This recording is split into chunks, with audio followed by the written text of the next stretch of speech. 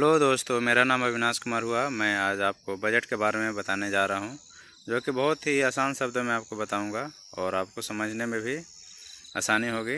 ऐसा नहीं लगेगा कि मैं भारी भरकम शब्द का इस्तेमाल कर रहा हूं। बहुत ही आसानी शब्दों में बताऊंगा, जो बहुत ही जल्दी समझ में आ जाएगी। ऐसा नहीं है कि आपको समझने में परेशानी आएगी, क्योंकि ये बहुत ही आसान तरीक़ों में पूरा PDF को तैयार किया गया है और आप आसानी से इसको नोट आउट भी करते जाएंगे तो ज़्यादा समझ में आएगी। क्योंकि ये जो है बजट हर एग्ज़ाम में पूछी जाती है, चाहे आप कोई भी एग्ज़ाम दे लो, UPSC का हो, PCS का हो, स्टेट PCS हो, या NTPC रेलवे का हो, या SSC CGL हो, कोई भी एग्ज़ाम आप देख लो, बजट से कुछ ना कुछ क्वेश्चन आते रहते हैं। इसलिए इस बजट को समझना और जानना बहुत ही सभी स्टूडेंट के लिए ज़रूरी हो जाता है। और जो स्टूडेंट नहीं भी हैं उनके लिए भी ज़रूरी है कि हमारे देश में क्या हो रहा है, क्या नहीं हो रहा है, फाइनेंशियल सेक्टर में कितना पैसे आ रहे हैं, कितने पैसे जा रहे हैं, किस सेक्टर में कितना पैसा लाया जा रहा है। हर सेक्टर में कुछ ना कुछ पैसे दिए जा रहे हैं, तो उस पैसे का कहाँ पे कितना इस्तेमाल किया जाएगा, क्या किया जाएगा, यह हर आदमी, हर नागरिक को जानना ज़रूरी है। क्योंकि इसी से हमारे देश का लेखा जोखा तैयार होता है। चलिए हम इसी के साथ आगे बढ़ते हैं और आपको बताते हैं बहुत ही आसानी से। देखिए, इस बजट में हम आपको बताएंगे कि हमारा जो रनिंग कंडीशन, हमारा आज का जो कंडीशन है पूरे देश का, GDP क्या क्या रेशियो रहा अभी, और पहले क्या था रेशियो था, और आने वाले क्या कंडीशन होगा GDP का, ये पूरा हम डिटेल आपको GDP कंडीशन के अंतर्गत बताएंगे। ये हमारा कुछ कंटेंट है, इस पर हम चर्चा करेंगे डिटेल में आगे चल के, जो कि आपको 1 बाय 1 स्टेप बाय स्टेप समझ में आ जाएगी और हड़बड़ाने की कोई ज़रूरत नहीं है, बहुत ही आसानी से आपको समझ में आएगी। देखिए, फिर आगे आपको बताएंगे एजुकेशनल कंडीशन के बारे में। हमारा जो देश है ये एजुकेशन सेक्टर में कितना पैसा इन्वेस्ट कर रही है, क्या करना चाहती है आगे, और पुराना स्थिति क्या था, अभी आने वाली स्थिति क्या बनेगी। क्योंकि एजुकेशन सभी के लिए ज़रूरत है, सभी बच्चों के लिए ज़रूरत है, सभी स्टूडेंट के लिए ज़रूरी है। क्योंकि कहा गया है कि जिस जगह शिक्षा का वास होता है वहीं पे विकास होता है। अगर एजुकेशन नहीं है तो फिर कोई मतलब नहीं बनता है। इसलिए एजुकेशन सेक्टर में बढ़ा चढ़ा कर बजट देना बहुत ज़रूरी है। और आगे चलते हैं। आगे बात है क्रेडिट टू गवर्नमेंट। गवर्नमेंट की क्या उपलब्धियां रही थी, इसके बारे में भी बताएंगे। पिछले कुछ दिनों में हमारा गवर्नमेंट क्या क्या काम किया और कैसे वो दिखाई अपने जनता के बीच।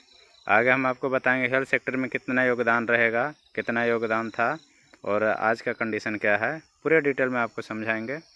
और सबसे बड़ी बात है कि सभी लोग जानना चाहते हैं कि ये जो बजट है 2021-22 की, ये तो आ तो गया, लेकिन हमको ये नहीं समझ में आ रहा है कि क्या चीज़ें सस्ता हुई और क्या चीज़ें महंगा हुई है। इसके बारे में सभी लोग जानना चाहते हैं, क्योंकि आम लोगों के लिए तो यही सबसे ज़्यादा ज़रूरी है कि हमारे लिए हो क्या रहा है, हमारे लिए सस्ता आखिर क्या हुआ। हम तो बजट सुन लिए, देख लिए, सब कुछ जानते हैं, लेकिन हमारे बजट सुनाने के बाद हमारे ऐसा क्या जो चीज़ें हैं, चाहे प्रोडक्ट हैं या वस्तुएं हैं, जो हम लोगों के काम आए।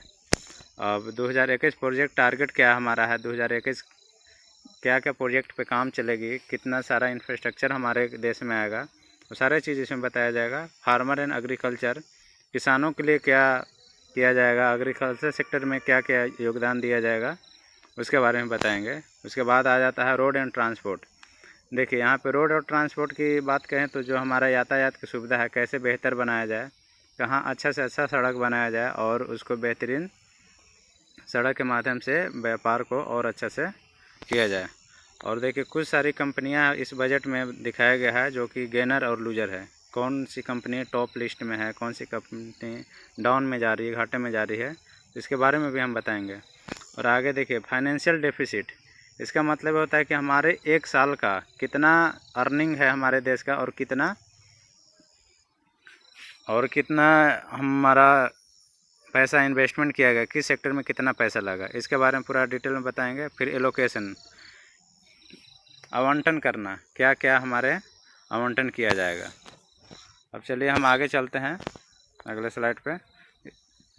देखिए, हमारा जो फाइनेंस मिनिस्टर सीतारमन जी हैं, तीसरी बार ये बजट पेश कर रही है, जो कि third time budget by Nirmala Sitharaman. इन्होंने पहली बार 2021-22 में पेपरलेस बजट अनाउंसमेंट किया, बजट के बारे में बात कही, जो कि बहुत ही अच्छी बात है। और ये जो बजट हमारी थी मेड बाय इंडिया, इंडिया में ही बनाया गया था, मेड इन इंडिया टैब, कहीं और से इसको नहीं बनाया गया था, हमारे इंडिया में ही टैब के माध्यम से बनाया गया था। और इसको हम आगे ग्राफ के माध्यम से समझेंगे कि किस साल में हमारा देश का जीडीपी कितना था, अभी कितना है और आने वाले समय में कितना जीडीपी रहेगा। तो यहाँ पे हम आपको बता दे रहे हैं कि 2014-15 में हमारा जो देश का जीडीपी था 7.4 था। देखिए हम यहाँ पे आपको दिखाते हैं, हमारे देश का जीडीपी 7.4 था, यहाँ जो दिख रहा है आपको 7.4। उसके बाद 2015-16 में हमारे देश का जीडीपी 8% था, इसको हम परसेंटेज में लेके चलते हैं। और 2016 से 17 में सबसे ज़्यादा जीडीपी हमारे देश का रहा 8.3%, जो कि अभी तक नहीं था। 2016-17 में हमारे देश का जीडीपी 8.3% रहा। उसके बाद कंटिन्यू हमारे देश का जीडीपी घटता गया। देखिए यहाँ पे 2017 में से लेकर 18 में 7% रहा, फिर 2018 से 19 में 6.1% रहा, फिर 2019 से 20 में 4.2% रहा। और हमारा अभी जो जीडीपी सुनाया गया, बताया गया, इसमें हमारा सबसे कम रहा, माइनस में चला गया, जो कि बहुत ही दुखद बात है। इतना नहीं गिरना चाहिए था, -7.7 में चला गया। बताइए अब इसको उठने में कितना टाइम लगेगा, बजट कितना माने देश का ख़राब हो गया। अब इसको इतना मेंटेन करने के लिए कितने साल लगेंगे, हो सके 10 साल भी लग जाएं। हमारा टारगेट है देश के जो बजट में सुनाया गया कि 2000 आने वाले 25-26 तक हमारा बजट 3 या 4% के करीब आ सकता है।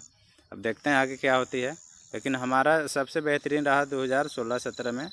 इसके अलावा कंटिन्यू हमारा देश का जीडीपी घटता रहा। अभी ऐसा हो गया पैंडेमिक सिचुएशन में एकदम माइनस में आ गया, -7.7% आ गया, जो कि अब आने वाले कंडीशन क्या रहेगी, अब आगे अगले साल बजट में देखेंगे हम। और देखिए एक ग्राफ में क्लियरली समझाया गया है बार चार्ट से। देखिए 7.7 यहाँ पे शो कर रहा है, रेड वाला शो कर रहा है आपको 8% शो कर रहा है। 8 के देखिए सामने, 8 के सामने बिल्कुल सामने है। और देखिए ये जो लाइन है आपका थर्ड वाली लाइन, ये सबसे ज़्यादा हमारा परसेंटेज हमारा 8.3% जीडीपी देश का रहा। तो चलिए हम आगे और कुछ बताते हैं आपको। देखिए हमारे देश में एजुकेशन पे कितना पैसे खर्च किया गया, एजुकेशन एक्सपेंसेस ग्राफ। हमारे देश में पिछले साल कितने किए गए थे, अभी कितना किए जा रहे हैं। तो इसमें हम आपको बता दे रहे हैं 2015 में हमारे देश में टोटल खर्च किए गए थे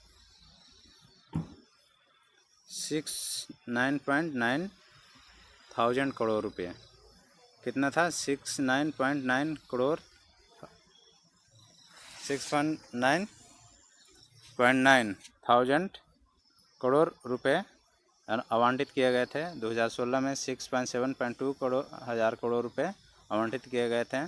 2017 में 72,000 करोड़ रुपए। ये जितने डाटे हैं ये हज़ार में है, ठीक है ना, ये आप नहीं समझिएगा। 72 के माने हज़ार ही होता है। ये 72,000 करोड़ रुपए ये आवंटित किए गए। और ये देखिए अब 2018 में 80.2 हज़ार करोड़ रुपए, 2019 में 80.3 हज़ार करोड़ रुपए, 2020 में 94.9 थाउजेंड करोड़ रुपए। और देखिए 2021 में सबसे ज़्यादा लिया गया 99.3 हज़ार करोड़ रुपए एक्सपेंसेस किया जाएगा एजुकेशन सेक्टर में, जो कि बहुत ही अच्छी बात है। कंटिन्यू हमारे देश में एजुकेशन सिस्टम को बेहतर बनाया जा रहा है और बनाना भी चाहिए, क्योंकि अगर ये शिक्षा अच्छा रहेगा तो हमारा देश आगे विकास की ओर बढ़ेगा। अगर शिक्षा पे अगर नहीं ध्यान देंगे तो हमारा देश फिर पीछे की ओर जाएगी। इसलिए पढ़ाई बहुत ज़रूरी है बच्चों के लिए। अभी आप देख रहे होंगे कि दिल्ली में वर्ल्ड क्लास स्कूल बनाया जा रहा है अरविंद केजरीवाल के द्वारा, जो कि अच्छी बात है। लेकिन कहीं कहीं क्या अभी गवर्नमेंट की स्थिति आप खुद ही जानते हैं कितना हालत ख़राब है। अच्छे से बच्चे के लिए टीचर उपलब्ध नहीं है, टीचर भी हैं तो उनको पढ़ाने का तरीका नहीं मालूम है। कहीं ऐसे गवर्नमेंट स्कूल है कि सिलेबस भी नहीं ख़त्म हो पाती है। तो लेकिन इसको सुधारना है आगे चल के। देखिए गवर्नमेंट की क्या उपलब्धियां रही। देखिए गवर्नमेंट का जो जीएसटी कलेक्शन था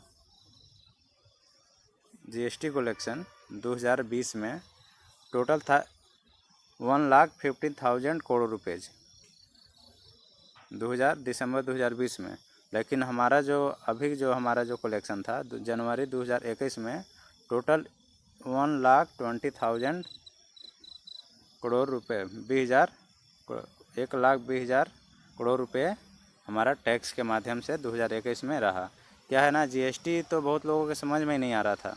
जीएसटी शुरुआत में जब आया था तो इसमें बहुत सारे अमेंडमेंट किए गए, सुधार किए गए कि जिससे हमारा जीएसटी लोग आसानी से फिल कर पाएँ और पैसे टाइम पे अपना जमा कर पाएँ, क्योंकि स्टेट गवर्नमेंट को भी नहीं समझ में आ पा रही थी कि जीएसटी है क्या, कैसे इसको पैसा रिकवरी करना है। तो आम लोगों की तो खैर बात ही छोड़िए, उसको कहाँ समझ में आ जाएगा, सिंपल सी बात है। अब देखिए आगे है PMGKY। इसका मतलब होता है प्रधानमंत्री गरीब कल्याण योजना। इसमें क्या है, प्रधानमंत्री जी ने इस योजना के तहत गरीबों के लिए 2.67 लाख करोड़ रुपए पेंडेमिक सिचुएशन में दिए थे, जो कि बहुत ही बड़ी राशि है। क्या कि ये जो अचानक बीमारी है कोरोना पूरे देश को हिला कर रख दिया, और इसमें आप जान ही रहे हैं कितना नुकसान हुआ इकोनॉमी का, हर कंट्री से प्रभावित हुआ, इसमें इंडिया भी बच नहीं पाया। तो चलिए आगे, क्रेडिट टू गवर्नमेंट की और क्या क्या उपलब्धियाँ थी। तो यहाँ पे देखिए गवर्नमेंट का कहना है कि हमने पूरे देश में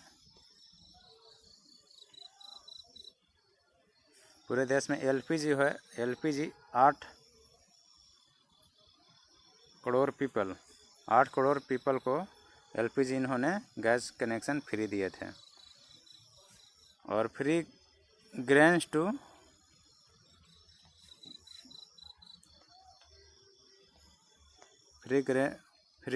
टू 12 करोड़ पीपल्स को ग्रेन्स दिया गया था। और यहाँ पे गवर्नमेंट बोल रही है कि 1 नेशन 1 कार्ड। इसमें क्या है, आपको एक ही कार्ड मिलेगा, उसी से पूरा काम हो जाएगा। 1 nation 1 card. 2 vaccine develop by India. देखिए इसमें 2 वैक्सीन डेवलप किया गया है इंडिया के द्वारा, गिविंग वैक्सीन टू 100+ कंट्री। ये जो वैक्सीन है 100 से करीब ज़्यादा कंट्री का दिया जाएगा। 5 mini budget in Covid pandemic, preparing Chandrayaan 3।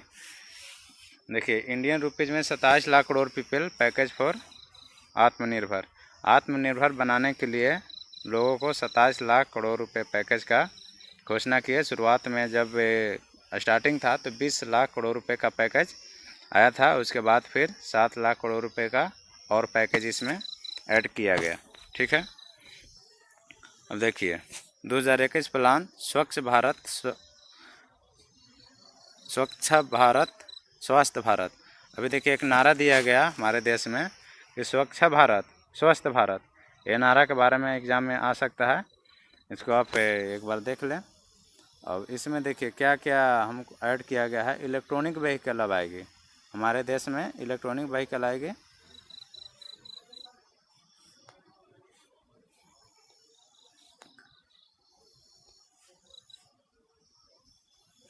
Electronic vehicle बनाई जाएगी, जिससे हमारा पोल्यूशन लेवल बहुत कम रहेगा।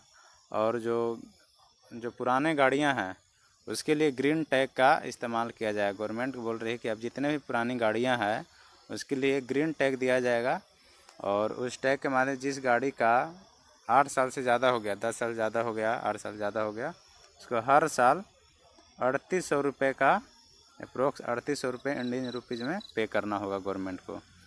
और इंडियन गवर्नमेंट के द्वारा vaccination testing and research centre खोला जाएगा जगह जगह पे। क्रिटिकल केयर हॉस्पिटल खोले जाएंगे 642 682 डिस्ट्रिक्ट में, और 42 एयरपोर्ट बनाए जाएंगे, और 11 सी पोर्ट बनाए जाएंगे, और 15 हेल्थ इमरजेंसी ऑपरेशन सेंटर लगाए जाएंगे, और 2 मोबाइल हॉस्पिटल बनाए जाएंगे। यहाँ देखिए मोबाइल हॉस्पिटल का मतलब है कि चलता फिरता हॉस्पिटल। एक गाड़ी में हर चीज़ फैसिलिटी अवेलेबल रहेगा।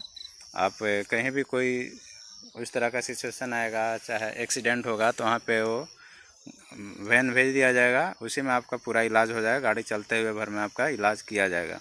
उसके लिए इंतज़ार नहीं करना है कि हम हॉस्पिटल में जाएंगे तभी हमारा इलाज होगा, ऐसा नहीं है। मोबाइल हॉस्पिटल है, चलता फिरता हॉस्पिटल। ठीक है, इतना समझ गए। अब आगे चलिए।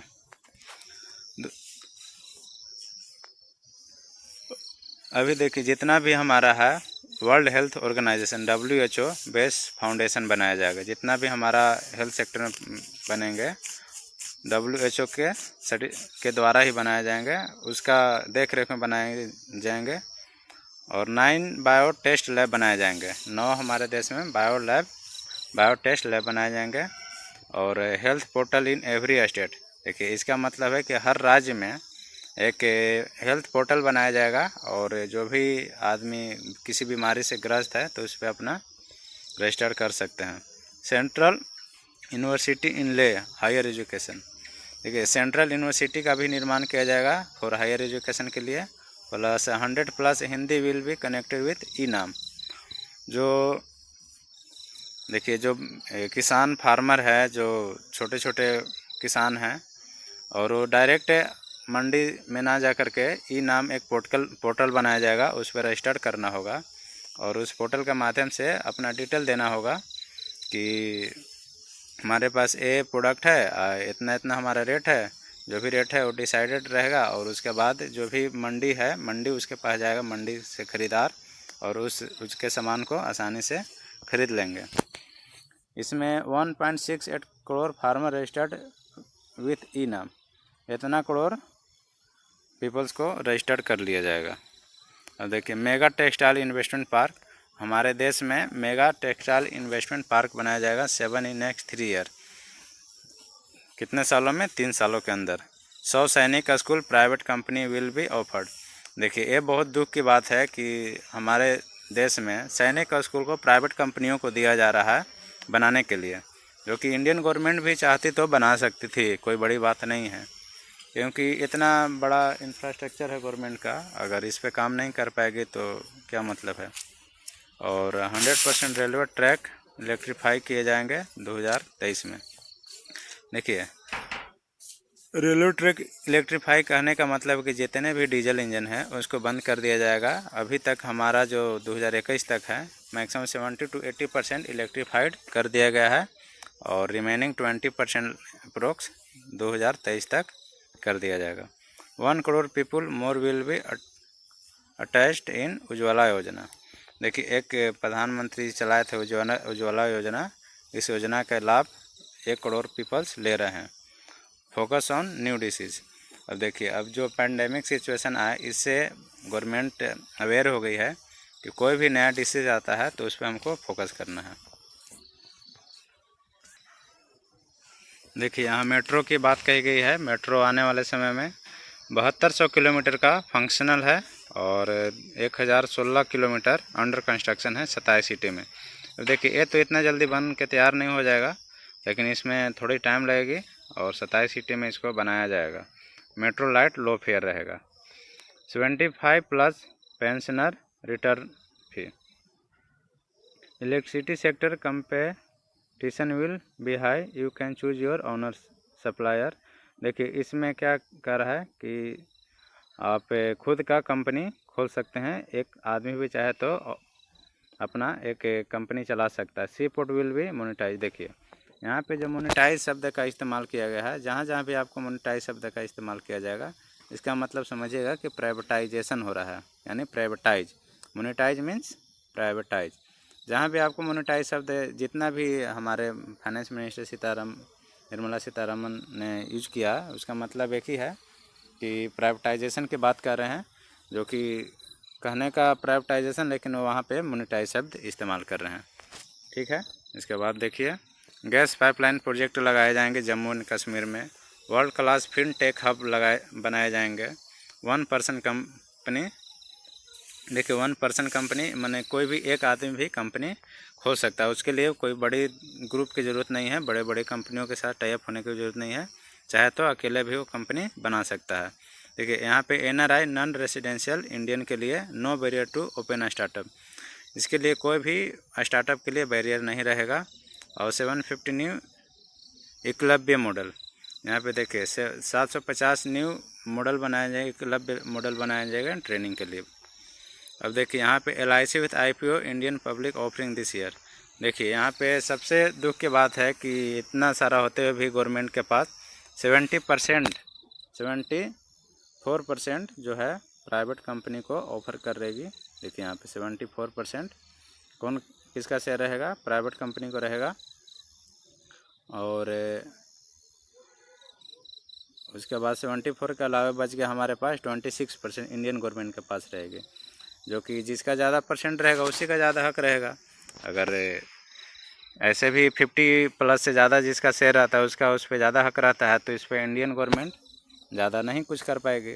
अभी देखिए जो LIC है हर साल इंडियन गवर्नमेंट को कुछ ना कुछ बेनिफिट देती रही है, क्यों LIC एक ऐसी इंश्योरेंस कंपनी है जो कभी भी घाटा में नहीं रही है, हर साल प्रॉफिट में ही रहती है और इंडियन गवर्नमेंट को कुछ ना कुछ फ़ायदा देती है।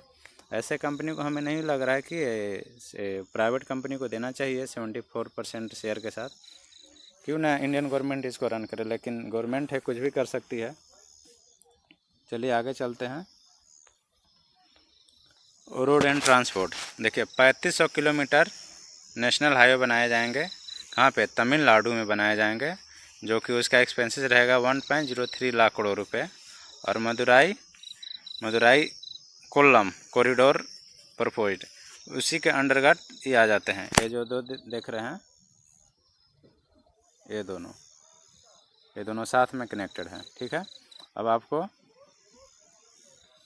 1100 किलोमीटर नेशनल हाईवे बनाया जाएंगे केरला में 35,000 करोड़ रुपए के माध्यम से, जिसमें 600 किलोमीटर मुंबई से कन्याकुमारी कॉरिडोर बनाए जाएंगे। ये दोनों इसी में अटैच है, ये दोनों इसी में अटैच है, ये दोनों इसी में अटैच है। इसको ध्यान से देखिए, ये दोनों भी इसी में अटैच है, ये दोनों भी इसी में अटैच है। और 675 किलोमीटर हाईवे बनाए जाएंगे वेस्ट बंगाल में, जिसका लागत रहेगा 25,000 करोड़ रुपए। रोड अपग्रेडेशन कोलकाता से सिलीगुड़ी, इसमें देखिए जो रोड ख़राब हो गए हैं, मेंटेनेंस में कहीं पे गड्ढे वगैरह आ गए हैं तो उसको पिचिंग वगैरह में काम आएंगे, उसको भी मेंटेन किया जाएगा। ये दोनों पॉइंट को एक साथ मिला दीजिए ऐसे। देखिए असम में हाईवे बनाया जाएगा 1300 किलोमीटर, जिसका लागत रहेगा 19,000 करोड़ रुपए। और मिलिट्री रोड एंड हाईवे इसके लिए रहेगा 1,18,101 लाख करोड़ रुपए, जो कि बॉर्डर के किनारे किनारे बनाए जाएंगे, ठीक है ना समझ गए। अब देखिए एग्रीकल्चर सेक्टर में क्या होने वाला है। एग्रीकल्चर फार्मर के लिए क्या है, वीट के लिए 62,802 करोड़ रुपए बेनिफिशरी मिलेगा लोन के रूप में। 35 लाख 2020 में था वीट, 75,050 करोड़ बेनिफिशरी मिलेगा। 45 लाख लोगों को लोन ले सकते हैं 2021 में। और 33,000 करोड़ बेनिफिशरी मिला था 2013-14 में, जो कि यहाँ पे कोई मतलब नहीं बनता है इस सेंसस को दिखाने का, क्योंकि जैसे जैसे हमारा इकोनॉमिक ग्रोथ होगा वैसे वैसे फाइनेंशियल भी बढ़ेगा, तो इस बजट को यहाँ पे दिखाने का कोई मतलब नहीं बनता था। लेकिन चलिए फिर भी पल्सेस के लिए जो दाल है उसके लिए 10,500 करोड़ रुपए आवंटित किए गए हैं। As per government data is annexure 4 of the budget speech. ये जो क्या था, क्या महंगा था, क्या सस्ता था, इसके बारे में हम बात करेंगे। देखिए ये सबसे बड़ी बात हो जाती है कि क्या सस्ता होगी। तो यहाँ पे हमारा gold, silver, petrol, diesel, shoe, insurance, steel and iron, ये चीज़ें क्या है, सस्ता होगी। तो यहाँ पे देखिए, यहाँ पे शू है, शू का कोई मतलब नहीं बन जाता है आम लोगों के लिए कि जूते महंगे होंगे कि सस्ते होंगे, क्योंकि जिनको ख़रीदना होगा एक ही पेयर खरीदेंगे, काफ़ी टाइम चलेगा। लेकिन जो बड़े व्यापारी हैं उसके लिए कुछ हो सके कुछ नाफे की बात हो, लेकिन हमें नहीं लगता है कि आम लोगों के लिए इससे कोई मतलब है। तो यहाँ पे सिर्फ इतने चीज़ों में, गोल्ड में, सिल्वर में, पेट्रोल में, डीजल में, अभी देखिए पेट्रोल और डीजल क्या कीमत चल रही है, लेकिन देखिए आने वाले समय में इसमें कुछ प्राइस में कमी मिलेगी, जो कि आम सभी लोगों के लिए फ़ायदे की बात होगी। लेकिन इंश्योरेंस की बात की गई है, तो इंश्योरेंस हर आदमी की ज़रूरत है और हर आदमी को करवाना भी चाहिए। अब देखिए क्या चीज़ें महंगा होगी, ये सारा चीज़ें महंगा हो जाएगी आने वाले समय में। फ़ोन हो गए, मोबाइल चार्जर हो गए, ऑटो पार्ट्स हो गए, लिक्विड हो गए, जो वाइन्स वगैरह पीते हैं, दारू वगैरह, AC हो गए, एयर कंडीशन, कॉटन क्लॉथ हो गया। देखिए कॉटन क्लॉथ का हमको नहीं लग रहा है करना चाहिए था, क्योंकि जो कॉटन क्लॉथ है इसको, क्योंकि भारत का मानना जाता है कि खादी को प्रमोट करना है, और खादी पे ही इतना सारा टैक्स बढ़ा देंगे, इतना महंगा कर देंगे तो कैसे चलेगा। सोलर महंगा हो जाएंगे, इन्वर्टर महंगा हो जाएंगे, सोलर लैंप हो जाएंगे, अदर ज्वेलरी, सोना चांदी को छोड़ करके अदर ज्वेलरी जितने भी हैं, अदर ज्वेलरी सभी महंगे हो जाएंगे। पल्स दाल भी महंगी हो जाएगी। अदर इलेक्ट्रॉनिक, कहने का मतलब जितने भी इलेक्ट्रॉनिक आइटम हैं सभी महंगे हो जाएंगे। और जो कि बहुत ही अभी देख रहे हैं जितने भी हमारे इंडिया के यूज़र हैं, मोबाइल यूज़र हैं, हमें नहीं लगता है कि इंडिया के मोबाइल ज़्यादा यूज़ करते हैं। मैक्सिमम 10% यूज़ करते होंगे, नहीं तो 90% लोग आज भी विदेशी कंपनी का ही मोबाइल यूज़ करते हैं, या तो चाइना का हो या फिर अमेरिका का हो। चलिए आगे चलते हैं।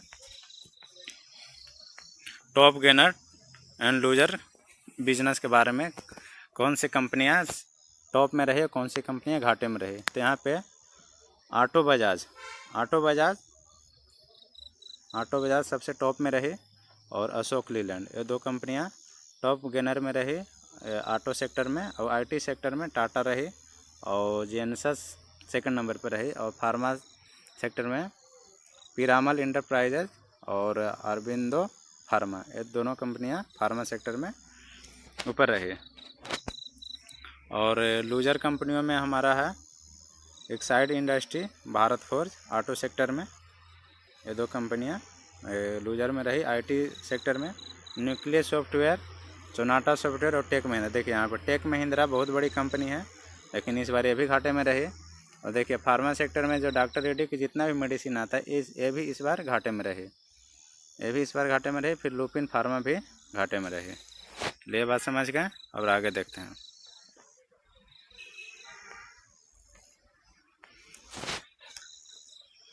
देखिए यहाँ पे फाइनेंशियल डेफिसिट, जो हमारे देश में कितना % पीपल रिटर्न फाइल कर रहे हैं और करना चाहिए। Note 6.8 crore people fill return 2020-21 में।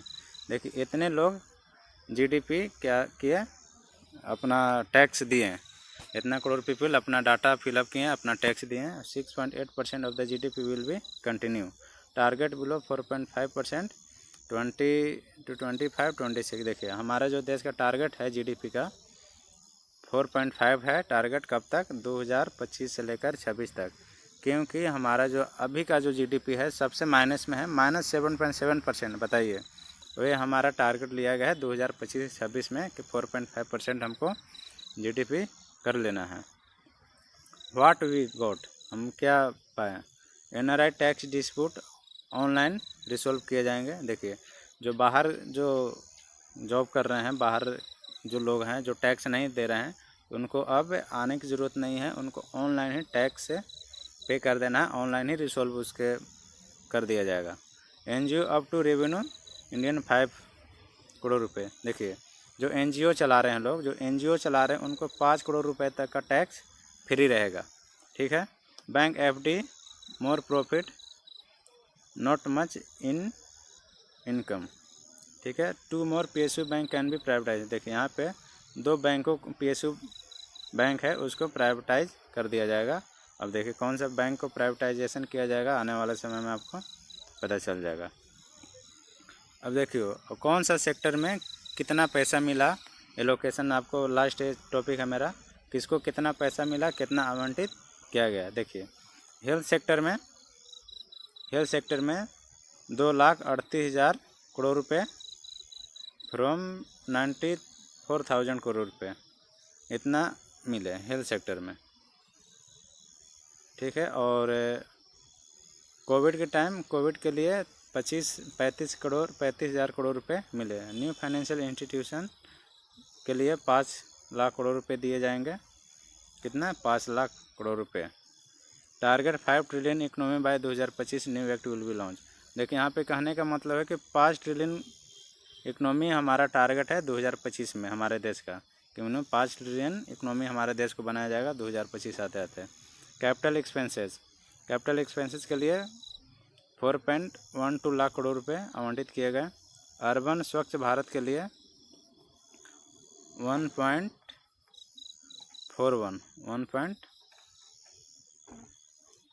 41 लाख करोड़ रुपए आवंटित किए गए। पोल्यूशन कंट्रोल के लिए 2000 करोड़ रुपए आवंटित किए गए। पब्लिक बस ट्रांसपोर्ट के लिए 18,000 करोड़ रुपए आवंटित गए और 20,000 electronic buses by private sector. देखिए यहाँ पे हमारे आने वाले समय में इलेक्ट्रॉनिक व्हीकल का इस्तेमाल किया जाएगा, जिसमें 20,000 इलेक्ट्रॉनिक बसेस बनाए जाएंगे। कौन बनाएगा? वो भी प्राइवेट कंपनी बनाएगी। बताइए हमारी गवर्नमेंट करेगी क्या? अब तो जनता डिसाइड करेगी क्या करेगी। लेकिन यहाँ पे 20,000 इलेक्ट्रॉनिक बसेस जो भी है किसको कौन बनाएगी? प्राइवेट कंपनियाँ ही बनाएगी। देखिए रेलवे के लिए कितना पैकेज दिया गया। रेलवे एक्सपेंडिचर के लिए 1.1 लाख करोड़ रुपए दिए गए। स्टेट एंड कैपिटल एक्सपेंडिचर के लिए 2 लाख करोड़ रुपए दिए गए। रोड एंड ट्रांसपोर्ट के लिए 1.18 लाख करोड़ रुपए आवंटित किए गए। एग्रीकल्चर लोन के लिए देखिए यहाँ पे एक अच्छी बात है कि एग्रीकल्चर के लिए आपको 6.5 लाख करोड़ रुपए का लोन देना है गवर्नमेंट को, जो कि एग्रीकल्चर में बढ़ावा आएगा, लोगों को अच्छा से अच्छा खेती कर पाएंगे। एग्रीकल्चर इंफ्रास्ट्रक्चर के लिए भी 40,000 करोड़ रुपए का आवंटित किया गया है। ठीक है, अब देखिए अब लास्ट में हम समझना कि मार्केट को मिला क्या और कॉमन मैन को क्या मिलेगा। मार्केट को तो बहुत कुछ मिला, इतने सारे बजट हैं, इतने रोड ट्रांसपोर्ट हेल्थ सेक्टर में पैसे दिए जा रहे हैं, लेकिन कॉमन मैन से परे है। हमें फाइनली मिला क्या? देखिए यहाँ पे कॉमन मैन को अगर देखा जाए कुछ खास फ़ायदा नहीं होने वाला है, क्योंकि जितने भी इलेक्ट्रॉनिक आइटम है सभी महंगे हो जाएंगे। जितने भी इलेक्ट्रॉनिक आइटम थे सभी महंगे हो जाएंगे, जो कि बहुत दुख की बात है। और यहाँ पे पल्सेस भी महंगे हो जाएंगे, दाल भी महंगे हो जाएंगे। सिर्फ सस्ता होगी क्या? तो डीजल और पेट्रोल। अब देखिए आने वाले समय में कितना सस्ते होते हैं, अब आने वाले समय में पता चलेगा। तो इसी के साथ हम इस सेशन को यहीं पे समाप्त करते हैं। उम्मीद करते हैं कि आप समझ पाए होंगे। तो आपसे रिक्वेस्ट है कि इस सेशन को अपने दोस्तों के साथ भी शेयर करें और सब्सक्राइब करें हमारे चैनल को, कि आने वाले समय में आपको अच्छे से अच्छे वीडियो हम बना कर दे सकें। और अगर कहीं भी कमी लगी होगी तो आप हमें फीडबैक ज़रूर दें, क्योंकि हम आपका फीडबैक से अच्छे प्रयास करेंगे और अच्छे वीडियो बनाएंगे। चलिए, थैंक यू, धन्यवाद, टेक केयर, गुड बाय।